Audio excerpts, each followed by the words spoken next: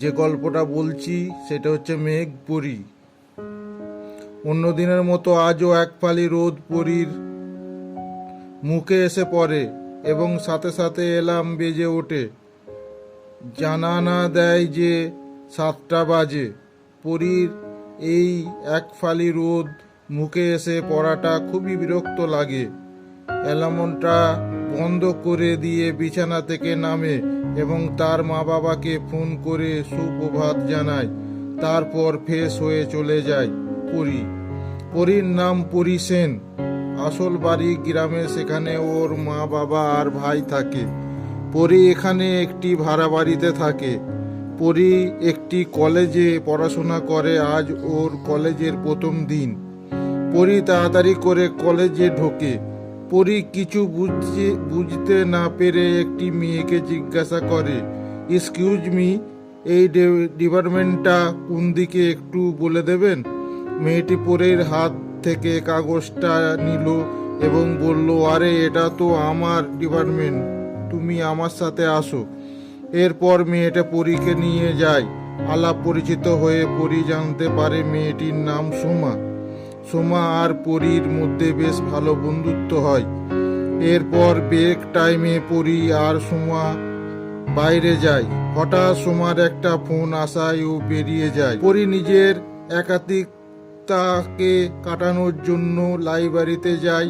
পরী একটা সিঁড়ির সাহায্যে একটা বই পড়ল। তারপর সিঁড়ি থেকে নামায় সময় ব্যালেন্স সামলাতে না পেরে পড়ে যায়।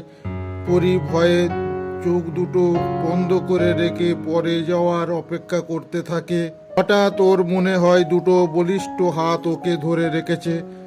এরপরও ধীরে ধীরে চোখ দুটো খুলল এবং দেখলো একটি সুন্দর দেখতে ছেলে ওকে ধরে রেখেছে আর ওর দিকে চেয়ে আছে। পরীও ছেলেটির চোখের দিকে তাকিয়ে হারিয়ে যায়।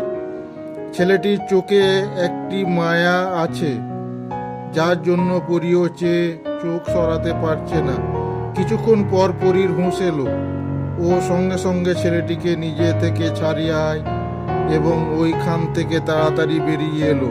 পরী কলেজেও আর এক মুহূর্ত থাকতে পারল না। ও বাড়ি ফিরে এলো। পরী সারাদিন ধরে ওই ছেলেটির কথা ভাবতে লাগলো। এরপর রাতে শুয়ে শুয়ে ছেলেটির কথা ভাবতে ভাবতে ঘুমিয়ে পড়ল। এদিকে একটি ছেলের মাথা নিচু করে নিজের চিন্তায় মগ্ন। ওর চারপাশে কি ঘটে চলেছে ও তাতে কোনো হেলদোল নেই। হঠাৎ একজন তার হাত ওর কাঁধে দিয়ে বলল, কিরে মেঘ, এত কি ভাবছিস? মেঘ মাথা তুলে বলল, জানিস রাজ, আজ একটা মেয়েকে দেখলাম, মেয়েটির চোখে পুরো হারিয়ে গেলাম। আমার না চাওয়াতেও বারবার মেয়েটির কথায় মাথায় আসছে। মেঘ রাজকে পুরো ঘটনাটা বলল। রাজ বলল, কি বলছিস ভাই? আচ্ছা মেয়েটা তুই কি বললি? মেঘ বলল, কিছু বলতে পারলাম না। তার আগে মেয়েটি চলে গেল। রাজ দুঃখ প্রকাশ করে বলল, কি আর করা যাবে, মেয়েটি যখন চলে গেছে তখন আমরাও চলে যাই। মেঘ একটা মুচকি হেসে বেরিয়ে এলো পিছু পিছু রাজু। এরপর কি হবে জানতে। দিন পরী আর সোমা কলেজে যায়। সোমা একা একা বক বক করে যাচ্ছে। পরী কিছুই বলছে না। সোমা এই নিয়ে পরীকে কিছু জিজ্ঞাসা করতে যাবে, তখন প্রফেসর ক্লাসে চলে আসেন। আর ফলে সোমা পরীকে আর কিছু জিজ্ঞাসা করতে পারে না। প্রফেসর তার পড়াশোনা শুরু করেন, কিন্তু পরীর মাথায় কিছুই ঢোকে না। কারণ ওর মাথায় একটা চিন্তা ঘুরছে যে কাল ওই ছেলেটা আমাকে বাঁচালো আর আমি ছেলেটাকে একটা ধন্যবাদও জানালাম না। আমার তো একবার ধন্যবাদ জানানো উচিত ছিল। ঠিক আছে, কাল জানাই তো কি হয়েছে, আজ ওকে জানিয়ে দেব। পরী যতক্ষণে সিদ্ধান্ত নেই ততক্ষণে ব্রেক টাইম শুরু হয়ে যায়। প্রফেসরও ক্লাস থেকে বেরিয়ে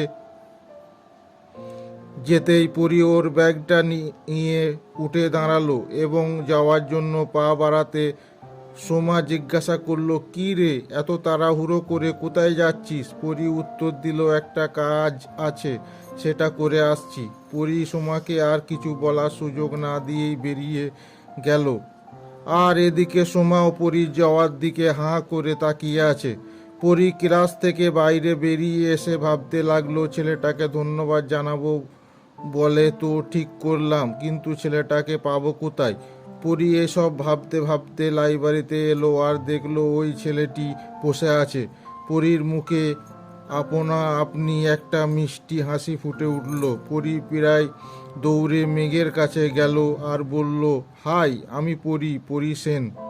মেঘ পরীর দিকে তাকিয়ে ভাবলো, আরে এ তো সেই মেয়েটা, এখানে কি করছে? হ্যালো, আমি মেঘ চৌধুরী। পরী, অসংখ্য ধন্যবাদ আপনাকে, কাল আপনি না থাকলে কি যে হতো। মেঘ, এতে ধন্যবাদ জানানোর কোনো প্রয়োজন নেই।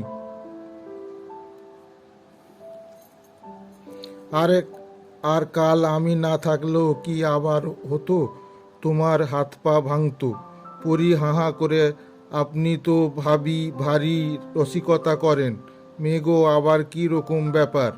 আমি তোমাকে তুমি করছি আর তুমি কি না আমাকে আপনি করছো। পরী, তো আমি কি আপনাকে তুমি করে ডাকবো? পরী নিজে কথাটা বলে থেমে গেল আর ভাবলো, যা আমি কি বলে ফেললাম। মেঘ মুখে একটা প্রশান্তির হাসি নিয়ে অবশ্যই পরী কিছু বলল না, শুধু একটু মুচকি হাসলো। কিছুক্ষণ পর মেঘ বলল, তুমি কি কলেজে পুরো দেখেছো? পরী ঘাড় নেড়ে বলল, না। মেঘ খুশি হয়ে বলল, পরী, তাহলে আমি তোমাকে পুরো কলেজটা ঘুরিয়ে দেখাবো, চলো। পরী, তুমি যদি কিছু মনে না করো, তাহলে আমার ফ্রেন্ড সোমাও কলেজের পুরো ঘুরে দেখেনি, তাহলে ওকে। পরীকেও আর কিছু বলতে না দিয়ে মেঘ বলে উঠল, অবশ্যই, ওকে তুমি ফোন করে ডেকে নাও আর আমিও আমার বেস্ট ফ্রেন্ড রাজকে ডেকে নিই। তারপর রাজ আর সোমা এলে চারজনে একে অপরের সাথে আলাপ পরিচিত পূর্ব মিটিয়ে ওরা বেরিয়ে পড়লো পুরো কলেজটা ঘুরে দেখতে। মেঘ পুরীকে কলেজটা দেখাতে দেখাতে যখন হল রুমে আসে, তখন কেউ একজন মেঘের নাম ধরে ডাকে। সবাই পিছনে ঘুরে দেখে একটি মেয়ে, যার পরনের পোশাক দেখে বোঝা যাচ্ছে না যে ওই কলেজের পড়তে এসেছে নাকি ফ্যান্সি করতে এসেছে। পরী খেয়াল করলো মেঘ বেশ জোর করে একটা হাসি এনে বলল, কি চাও বলো। দাঁড়াও, আরো আগে তোর সাথে কয়েকজনের দেখা করানো আছে বলে মেঘ মেয়েটির সাথে পরী আর সোমার আলাপ করিয়ে দিল। পরী জানতে পারলো মেয়েটির নাম নেহা। সোমা বেশ ভালোই বুঝতে পারছে নেহার উপস্থিতিতে মেঘ আর রাজ বিরক্ত হয়েছে, কিন্তু কিছু বলতে পারছে না। পরী তো এইসবে কিছুই বুঝতে পারছে না। মেঘ নেহাকে জানায়, ওইখানে কি করছো? নেহা ওদের সাথে যোগ দিতে চায়। মেঘ কিছু বলার আগেই পরী হ্যাঁ বলে দেয়। এতে মেঘ একটু রেগে যায়। এরপর ওরা পুরো কলেজে ঘুরে যে যার ক্লাসে চলে যায়। পরী ক্লাসে চলে আসে ঠিকই, কিন্তু ওর মাথায় কোনো পড়া ঢুকছে না। বারবার মেঘের সাথে কাটানো মুহূর্তগুলো মনে পড়ছে। এরপর কলেজে ছুটে যাওয়ার পর পরী আর সোমা গল্প করতে করতে কলেজ থেকে বেরিয়ে হাঁটছিল আর গল্প করছিল। হঠাৎ তখন ওদের সামনে একটা গাড়ি এসে থামে। কি মনে হয় গাড়ির ভিতরে কে আছে? জানতে হলে আমার সাথে থাকুন। পরের দিন পরী, সোমা আর মিটি ক্লাস করছিল। ওদের প্রফেসর ওদের একটা প্রজেক্ট করে দিয়ে চলে গেলেন। প্রফেসর চলে যেতেই পরী বলে উঠল, সোমা, মিটি, চল আমরা লাইব্রেরিতে যাই। সোমা, কেন? মিটি, ও তুই কোনো জগতে বাস করিস রে, স্যার কি বলল তুই কি শুনিসনি? পরী, সোমা, স্যার আমাদের একটা প্রজেক্ট দিয়েছে, মনে আছে? সোমা, হ্যাঁ, তো তাতে কি? মিটি, তাতে কি মানে? পরী, সোমা, স্যার যেহেতু আমাদের প্রজেক্ট দিয়েছে, তাই আমরা এই বিষয়ে কিছু বই আনতে লাইব্রেরিতে যাব। এই বলে ওরা বেরিয়ে পড়ল লাইব্রেরিতে। পরে সোমা আর মিটি লাইব্রেরিতে এসে তিনজন ভাগ হয়ে বই খুঁজতে লাগলো। পরী একটা বই খুঁজতে খুঁজতে হঠাৎ একজনের সাথে ধাক্কা খেলো। পরী ব্যথা পেয়ে বলল, আউচ, সরি, আমি বুঝতে পরী তার কথা শেষ করতে পারল না। তাকিয়ে দেখলো যার সাথে ধাক্কা খেয়েছে সে আর কেউ নয়, ওর মনের মেঘ। মেঘও তাকিয়ে দেখলো পরী, তারপর চিন্তিত হয়ে বলল, পরী, তোমার লাগেনি তো? কোথায় লেগেছে? খুব জোরে লেগেছে? I am excuse me, sorry, আসলে আমি বুঝতে পারিনি। মেঘ এমন করেছে যেন ব্যথা। পরি ও না, ওর লেগেছে। অন্তগল বকে যাচ্ছে। ওর এত বকাবকি নিতে আমি লিখতে পারলাম না। উহ বাবা, ছেলেটা কত বকে। পরি, মেঘ তোমার কথায় বেগ লাগাও। বাপ রে বাপ, এত প্রশ্ন একসাথে। মেঘ কিছুটা দ্বারস্থ হয়ে মায়া জড়ানো গলায় বলল, তোমার লাগেনি তো? পরি না খানিকটা ঘোরের মধ্যে থেকে উত্তর দিল, তুমি এখানে কি করছো? মেঘ, আসলে স্যার আমাদের একটা প্রজেক্ট দিয়েছে, তার জন্য বই নিতে এসেছি। তোমরাও পড়ি, আমাদেরও সেম কেস। মেঘ, ও আচ্ছা, আমি যদি তোমার কোনো হেল্প করতে পারি তো জানিও, আমি অবশ্যই তোমাকে হেল্প করব। এদিকে সময় একটা বইয়ের দিকে তাকিয়ে নিজের মনে কি একটা ভেবে যাচ্ছে। তারপর পাশ থেকে রাজ সোমার অনেকটা কাছে গিয়ে বলে উঠল, কি এত ভাবছো? হঠাৎ করে এই রকম ভাবে জিজ্ঞাসা করায় সোমা হকচকিয়ে পিছনে ঘুরে দেখে রাজকে দেখে ওর মুখে একটা প্রান্তির সাথে লজ্জা মাখানো হাসি ফুটে উঠল, আর বলল, কিছু না। তারপর সোমা রাজকে জিজ্ঞাসা করে যে এইখানে কি করছো? তখন রাজ উত্তর দিয়ে সোমার দিকে মেঘের মতো সাহায্য হাত বাড়িয়ে দেয়। অন্যদিকে মিঠি প্রায় দৌড়ে দৌড়ে বই খুঁজতে হঠাৎ একজনের সাথে ধাক্কা খেয়ে মাথা তুলে দেখে ঋষি। মিঠিকে কিছু বলতে না দিয়ে ঋষি বলে উঠল, এই তুমি কি আমাকে দেখে ধাক্কা খাও? মিঠি, আমি তোমাকে দেখে ধাক্কা খেতে যাব কেন? তুমি জানো আমি খেয়ে দিয়ে অনেক কাজ কাজ থাকি। আমি তোমার মতো বেকার বেকার নাকি?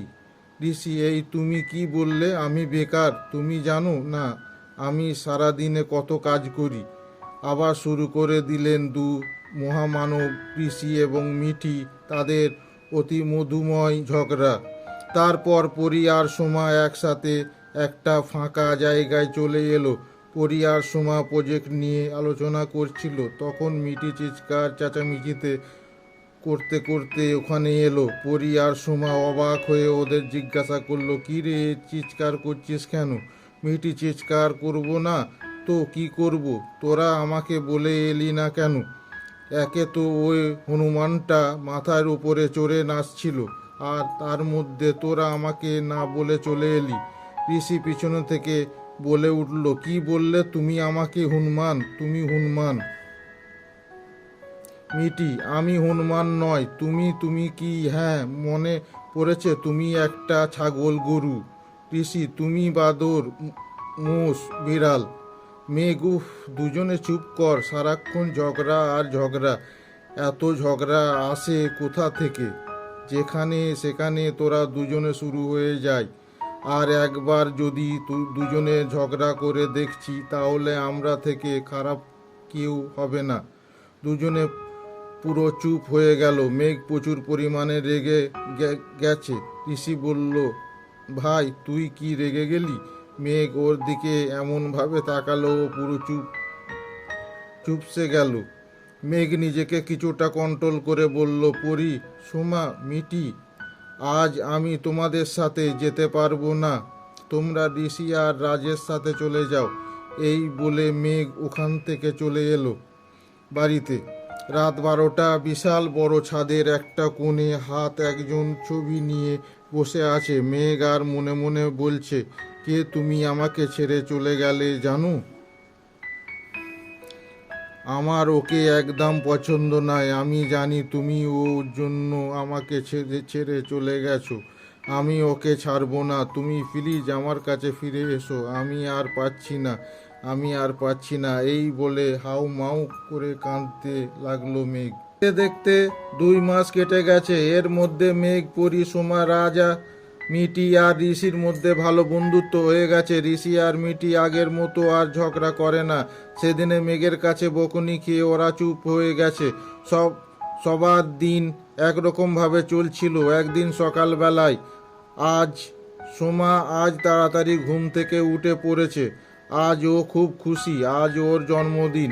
পরি ওকে ঘুম থেকে উঠে যেতে দেখে ওর কাছে গিয়ে ওকে জড়িয়ে ধরে, বলল, happy birthday Soma, my my friendship of the day, Soma take you year. তখন দুজনে ওদের ঘাড়ের উপরে ভারী জাতীয় কিছু একটা অনুভব করলো। পরি ঘাড় ঘুরিয়ে দেখলো মিটি ওদের ঘাড়ের উপরে উঠে আছে আর হাসছে। তারপর মিটি বলল, happy birthday my dear Soma, বলে আবার শুয়ে পড়ল। এই দেখে পরি আর সোমা হেসে দিল। তিনজন একসাথে কলেজের মেন গেট দিয়ে ঢুকছিল। তখনই মেঘরা ওদের সামনে এলো। ওরা সোমার দিকে তাকিয়ে বলল, happy birthday Soma, Soma take you so much. রোজ সোমা, আর সন্ধ্যাবেলা তুমি কি ফিরে আছো? সোমা, হ্যাঁ, কেন? ঋষি, আসলে আমরা ঠিক করেছি তোমার জন্মদিন উপলক্ষে আমরা একটা পার্টি তো করব, তাই জিজ্ঞাসা করেছিলাম। সোমা, আর এইসবে কি দরকার ছিল? আমি মেঘ। সোমা, প্লিজ আর করো না, ভেবো নাও এটা আমাদের তরফ থেকে তোমার জন্য গিফট। মিটি, হাই রে সোমা, তুই আর করিস না, দেখ ওর কত আশা নিয়ে বলছে। সোমা, তুই তো হ্যাঁ বলবি, তুই না পেটু খেতে পারলেই হলো। মিটি, দেখ বাঙালিরা একটু পেটুকি হয়, যারা পেটুক হয় তারা খাঁটি বাঙালি। আমি হলাম খাঁটি, একদম পিওর বাঙালি। মিটি কথা শুনে সবাই হেসে ফেলল। সন্ধ্যাবেলায় পার্টিটা রাজের বাড়িতে হচ্ছে। পরি, সোমা আর মিটি রাজের বাড়িতে এসে পৌঁছায়। আজ ওরা তিনজনে শাড়ি পরেছে। সোমা একটা লাল রঙের সিল্কের শাড়ি পরেছে, সাথে ম্যাচিং করে লিপস্টিক আর কানের দুল, চোখে কাজল দিয়া, চুলটা খুব সুন্দর করে বাঁধা। পরি নীল রঙের একটা সিল্কের শাড়ির সাথে ম্যাচিং দুল আর হার, চোখে কাজল, ঠোঁটে লাল লিপস্টিক, বা হাতে সুন্দর একটা ঘড়ি, আর চুলটা খুলে রেখেছে। মিটি সবুজ রঙের সিল্কের শাড়ি, সাথে ম্যাচিং করা কানের দুল আর গলায় হার পরেছে, ঠোঁটে লাল লিপস্টিক, চোখে কাজল, সাথে হালকা মেকআপ। এতে ওদের তিনজনকে দারুণ লাগছে। মেঘ ওদের দেখে পুরো ট্যাস্কি খেলো। ঋষি ইয়েকে মেরে বলল, আপনারা কারা? কাকে চাই? সোমা, ঋষি, আমরা সোমা, পরি, মিটি। মেঘ, ও আচ্ছা, আসলে তোমাদেরকে চেনা যাচ্ছে না। ওরা কি করে বলবে, শুধু মুচকি হাসলো। এরপর রাজ এবার সাথে সোমার পরিচয় করিয়ে দিল। আসল পার্টিতে ওদের কলেজের বন্ধুদের ডেকেছে, তার মধ্যে নিয়াও আছে। পার্টি ভালো চলছিল। হঠাৎ করে রাজ সোমার হাত ধরে মাঝখানে নিয়ে এলো। সোমার সামনে হাঁটু মুড়ে বসে পড়ল আর একটা রিং এগিয়ে দিয়ে বলল, সোমা, আমি তোমাকে খুব ভালোবাসি। প্রথম যেদিন তোমাকে দেখে সেদিনই আমার তোমাকে ভালো লাগে। তারপরে সেই ভালো লাগাটা আমার ভালোবাসায় পরিণত হয়। আমি চাই তুমি সারা জীবন আমার সাথে থাকো। তুমি কি আমায় বিয়ে করবে সোমা? তুমি জানো না রাজ, আমি কতদিন ধরে এ দিনটার অপেক্ষায় ছিলাম। আজ তোমার সব অপেক্ষা অবসান ঘটল। আমি তোমার খুব ভালোবাসি, আমি তোমায় বিয়ে করতে চাই। বলেই সোমা কেঁদে ফেলল, আর রাজ ওকে রিং পরিয়ে দিয়ে ওকে জড়িয়ে ধরল। সবাই খুব জোরে জোরে হাততালি দিচ্ছে, সবাই ওদেরকে অভিনন্দন জানাচ্ছে। মিটি বলল, সোমা, আমরা তোর বন্ধু না শত্রু রে। সোমা, কেন? পরি, তুই আবার কেন জিজ্ঞাসা করছিস? আমাদের একবার জানালি না?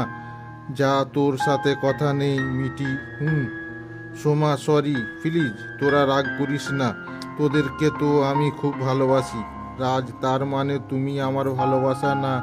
সোমা কি করবে বুঝতে না পেরে মাটিতে বসে পড়ে এই দেখে সবাই হেসে ফেলে। আসলে এটা ওর অভ্যাস, যখন কোনো কিছু বুঝতে পারে না তখন মাটিতে বসে পড়ে। এইভাবে ওরা হাসে, মজার মধ্যে দিয়ে রাতটা কাটিয়ে ফেলে। তারপর যে যার বাড়িতে চলে যায়। পরের দিন কেউ কলেজে যেতে পারে না। তারপর দিন সবাই মিলে কলেজে পৌঁছে যায় এবং জানতে পারে কলেজ একটা পিকনিকে যাওয়ার ব্যবস্থা করেছে। যারা যারা ইচ্ছুক তারা যেতে পারে। এদিকে পরি, সোমা, মিটি, মেঘ, রাজ আর ঋষি ঠিক করলো ওরা সবাই যাবে। এই নিয়ে ওরা কথা বলছিল, তখন নিয়া এসে মেঘকে বলল, কি রে মেঘ, তুই তো আগে কোথাও যেতে চাইছিস না, হঠাৎ এখন যাওয়ার জন্য এত উতালা হচ্ছিস, কি ব্যাপার? মেঘ, কেন? আগে যেতাম না বলে এখন যেতে পারবো না? নিয়া, না এমনি বলছিলাম। এই বলে নিয়া ওখান থেকে বেরিয়ে আসে আর মনে মনে বলে, আমি বুঝি না নাকি যে কেন যে বেড়াতে যেতে চাইছে। ওর সব ওর পরীর জন্য। এইবারে এই পরীর একটা ব্যবস্থা করব। এই বলে নিয়া একটা ডিভিল মার্কা হাসি দিল। কি দেখতে দেখতে 2 মাস কেটে গেছে। এর মধ্যে মেঘ, পরি, সোমা, রাজা, মিটি আর ঋষির মধ্যে ভালো বন্ধুত্ব হয়ে গেছে। ঋষি আর মিটি আগের মতো আর ঝগড়া করে না। সেদিনে মেঘের কাছে বকুনি খেয়ে ওরা চুপ হয়ে গেছে। সবার দিন একরকম ভাবে চলছিল। একদিন সকালবেলায় সোমা আজ তাড়াতাড়ি ঘুম থেকে উঠে পড়েছে। আজ ও খুব খুশি, আজ ওর জন্মদিন। পরি ওকে ঘুম থেকে উঠে যেতে দেখে ওর কাছে গিয়ে ওকে জড়িয়ে ধরে, বলল, happy birthday Soma, my friendship of the day. Soma, take you year. তখন দুজনে ওদের ঘাড়ের উপরে ভারী জাতীয় কিছু একটা অনুভব করলো। পরি ঘাড় ঘুরিয়ে দেখলো মিটি ওদের ঘাড়ের উপরে উঠে আছে আর হাসছে। তারপর মিটি বলল, happy birthday my dear Soma, বলে আবার শুয়ে পড়ল। এই দেখে পরি আর সোমা হেসে দিল। তিনজন একসাথে কলেজের মেন গেট দিয়ে ঢুকছিল। তখনই মেঘরা ওদের সামনে এলো। ওরা সোমার দিকে তাকিয়ে বলল, happy birthday Soma, Soma take you so much. রোজ সোমা, আর সন্ধ্যাবেলা তুমি কি ফিরে আছো? সোমা, হ্যাঁ, কেন? ঋষি, আসলে আমরা ঠিক করেছি তোমার জন্মদিন উপলক্ষে আমরা একটা পার্টি তো করব, তাই জিজ্ঞাসা করেছিলাম। সোমা, আর এইসবে কি দরকার ছিল? আমি মেঘ, সোমা, প্লিজ আর করো না, ভেবো নাও এটা আমাদের তরফ থেকে তোমার জন্য গিফট। মিটি, হাই রে সোমা, তুই আর করিস না, দেখ ওর কত আশা নিয়ে বলছে। সোমা, তুই তো হ্যাঁ বলবি, তুই না পেটু খেতে পারলেই হলো। মিটু, দেখ বাঙালিরা একটু পেটুকি হয়, যারা পেটুক হয় তারা খাঁটি বাঙালি। আমি হলাম খাঁটি, একদম পিওর বাঙালি। মিটি কথা শুনে সবাই হেসে ফেলল। সন্ধ্যাবেলায় পার্টিটা রাজের বাড়িতে হচ্ছে। পরি, সোমা আর মিটি রাজের বাড়িতে এসে পৌঁছায়। আজ ওরা তিনজনে শাড়ি পরেছে। সোমা একটা লাল রঙের সিল্কের শাড়ি পরেছে, সাথে ম্যাচিং করে লিপস্টিক আর কানের দুল, চোখে কাজল দিয়া, চুলটা খুব সুন্দর করে বাঁধা। পরি নীল রঙের একটা সিল্কের শাড়ির সাথে ম্যাচিং দুল আর হার, চোখে কাজল, ঠোঁটে লাল লিপস্টিক, বা হাতে সুন্দর একটা ঘড়ি আর চুলটা খুলে রেখেছে। মিটি সবুজ রঙের সিল্কের শাড়ি, সাথে ম্যাচিং করা কানের দুল আর গলায় হার পরেছে, ঠোঁটে লাল লিপস্টিক, চোখে কাজল, সাথে হালকা মেকআপ। এতে ওদের তিনজনকে দারুণ লাগছে। মেঘ ওদের দেখে পুরো ট্যাস্কি খেলো। ঋষি ইয়েকে মেরে বলল, আপনারা কারা, কাকে চাই? সোমা, ঋষি, আমরা সোমা, পরি, মিটি। মেঘ আচ্ছা, আসলে তোমাদেরকে চেনা যাচ্ছে না। ওরা কি করে বলবে, শুধু মুচকি হাসলো। এরপর রাজ এবার সাথে সোমার পরিচয় করিয়ে দিল। আসল পার্টিতে ওদের কলেজের বন্ধুদের ডেকেছে, তার মধ্যে নিয়াও আছে। পার্টি ভালো চলছিল, হঠাৎ করে রাজ সোমার হাত ধরে মাঝখানে নিয়ে এলো। সোমার সামনে হাঁটু মুড়ে বসে পড়লো আর একটা রিং এগিয়ে দিয়ে বলল, সোমা, আমি তোমাকে খুব ভালোবাসি। প্রথম যেদিন তোমাকে দেখে সেদিনই আমার তোমাকে ভালো লাগে। তারপরে সেই ভালো লাগাটা আমার ভালোবাসায় পরিণত হয়। আমি চাই তুমি সারা জীবন আমার সাথে থাকো। তুমি কি আমায় বিয়ে করবে সোমা? তুমি জানো না রাজ, আমি কতদিন ধরে এ দিনটার অপেক্ষায় ছিলাম। আজ তোমার সব অপেক্ষা অবসান ঘটল। আমি তোমার খুব ভালোবাসি। আমি তোমায় বিয়ে করতে চাই।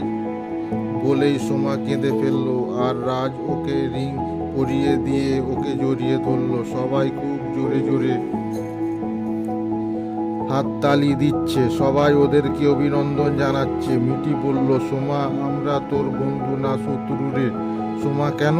পরি, তুই আবার কেন জিজ্ঞাসা করছিস? আমাদের একবার জানালি না? যা, তোর সাথে কথা নেই মিটি।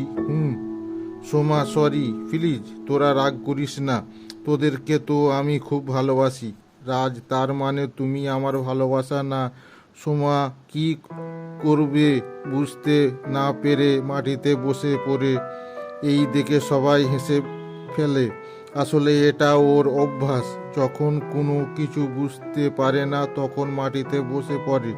এইভাবে ওরা হাসে, মজার মধ্যে দিয়ে রাতটা কাটিয়ে ফেলে। তারপর যে যার বাড়িতে চলে যায়। পরের দিন কেউ কলেজে যেতে পারে না। তারপর দিন সবাই মিলে কলেজে পৌঁছে যায় এবং জানতে পারে কলেজ একটা পিকনিকে যাওয়ার ব্যবস্থা করেছে। যারা যারা ইচ্ছুক তারা যেতে পারে। এদিকে পরি, সোমা, মিটি, মেঘ, রাজ আর ঋষি ঠিক করলো ওরা সবাই যাবে। এই নিয়ে ওরা কথা বলছিল, তখন নিয়া এসে মেঘকে বলল, কি রে মেঘ, তুই তো আগে কোথাও যেতে চাইছিস না, হঠাৎ এখন যাওয়ার জন্য এত উতালা হচ্ছিস, কি ব্যাপার? মেঘ, কেন? আগে যেতাম না বলে এখন যেতে পারবো না? নিয়া, না, এমনি বলছিলাম। এই বলে নিয়া ওখান থেকে বেরিয়ে আসে আর মনে মনে বলে, আমি বুঝি না নাকি যে কেন যে বেড়াতে যেতে চাইছে। ওর সব ওর পরীর জন্য। এইবারে এই পরীর একটা ব্যবস্থা করব। এই বলে নিয়া একটা ডিভিল মার্কা হাসি দিল। কি